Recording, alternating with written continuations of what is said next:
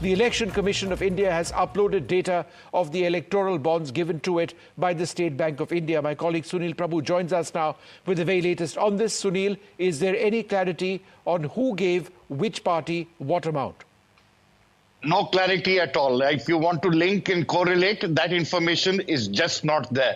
But it does disclose the data of who all have given. There are a number of companies, and I don't want them to name them, but you can definitely go to the website and see all the known and big companies that India knows. Some also not that big have provided money.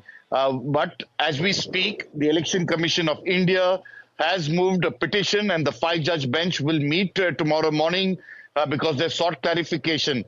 One of those things which were demanded by the 5-judge bench when it heard this matter, and it will be public again, was that you must forthwith, immediately publicize the sealed envelope cover that the Election Commission had got from political parties in terms of data to the rest of the country. That hasn't happened yet. And it's in that context that there will be greater clarification that has been sought by the Election Commission. On the other side, the ADR, I spoke to Mr. Prashant Bhushan, who says that this is violative of the Supreme Court order. They are trying to safeguard and not to disclose the data. Also says that the unique number, the alphanumeric number that was required to be done, which the SBI lawyer says was not required to be done. So these are grey areas which could have easily linked and correlated. That has not been disclosed. So we'll wait to see whether this is the full information that was envisaged by the Supreme Court, or this was just a little bit. So a lot of clarification that is required. The data that is there is in itself a wealth of information. But as you're well aware, when you buy an electoral bond, Vishnu, it has an alphanumeric number. And when you give it to a political party, say A or B, they have to show it to the State Bank of India, and it has to correlate and see whether that electoral bond was actually issued by them or not, and then they can get that money redeemed into their account. That number has not been given.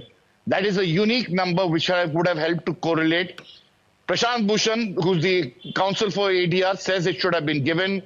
The SBI says no. The Election Commission, which gave the sealed envelope where political parties said who all had given them money and how they redeemed, that data had to be made public. They are seeking for certain clarifications. The country still awaits a clarity on who we were supporting, which companies were funding various political parties. I understand, Sunil. So tomorrow you said that the Supreme Court is going to be hearing this once again. So that's absolutely clear in terms of whether there'll be clarity. The point Sunil making, very, very important. We know the names of various companies and individuals who have actually given money to political parties. We know the names of the political parties which have received it. However, we do not know which party has given what amount which company has given what amount to which party. That's the data that is missing at this stage. But